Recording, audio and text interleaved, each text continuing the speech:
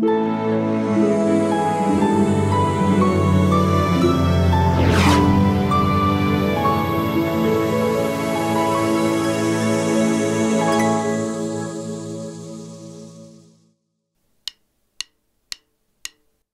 是同舟，在獅子山下且共濟。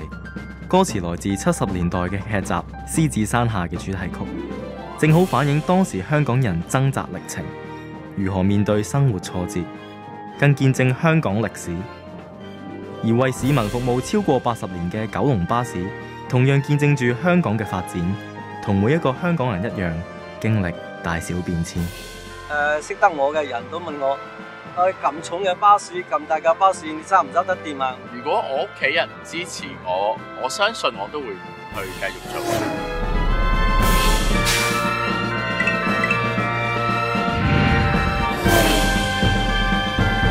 非常之對揸車係非常之有興趣嘅，所以我一開始呢就想揸車嘅。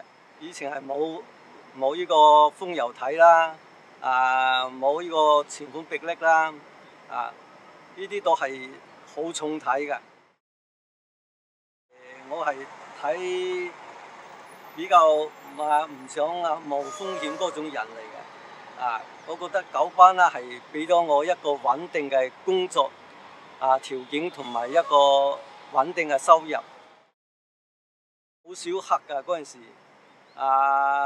街路都好少人行，諗到係幾得人驚嘅。咁對於我家人嚟講啦，就佢哋啦都係喺衞生方面衣服或者係入門口各方面即係消毒嚟支持我哋咁咯。心態我又唔覺得會驚慌嘅。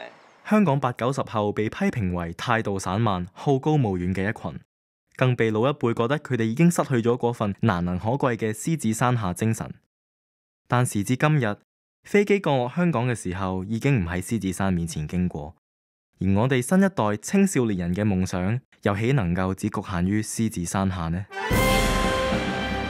我最初係喺會計師樓嗰度做一啲財務嘅工作啦，咁係去年啦，我先啱啱轉過嚟。咁我轉過嚟嘅原因主要就係第一，我中意揸車啦。咁第二，我係好想喺前線服務呢個社會咯。咁我之前做嗰份工作，我會覺得佢冇乜目標啊，即係唔知我覺得可能錢越揾越多啦。但係咧，未必知道自己之後會想做啲乜嘢。咁所以有一段好迷茫嘅時候，係我嘅低潮啊。因為有人問我點解你唔一早就即係唔好讀書就走去揸巴士咪得咯咁樣。咁但係我覺得即係如果夢想會變噶嘛，咁只要打好自己嘅基礎嘅話，到譬如我而家咁樣我讀完書啦，做咗幾年嘢，我可以好輕鬆咁樣去揀我自己中意做嘅工作。咁譬如我試咗2日之後，覺得原來巴士車長我唔中意，我仲可以翻轉頭去做第二啲嘢。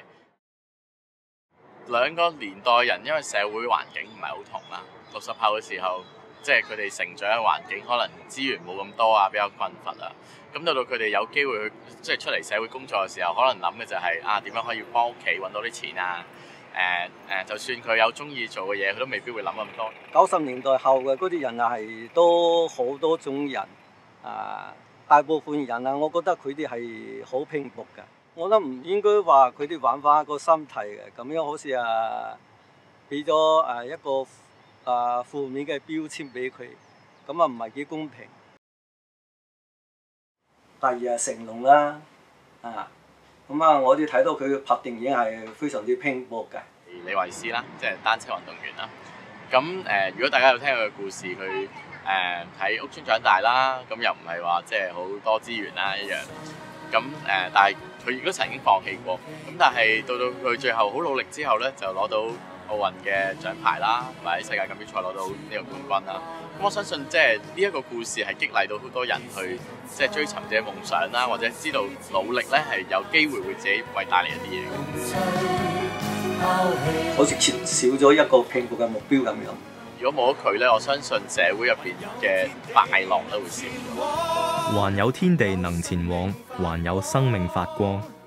同舟之情入邊嘅歌詞，正能夠代表香港新一代青年人無限創意、竭力追尋夢想嘅新香港精神。70年代香港人為謀生而拼勁，21世紀嘅青少年為圓夢而發奮。為咗完成夢想，你又可以去到幾盡？我係 Gary，而家咧就喺九巴做緊巴士車長。劉向明，由81年入職，依家到依家已經係33年啦。誰也經歷過迷惘，人間的恩怨幾許已淡忘，只需看見有我在旁，為你一直活。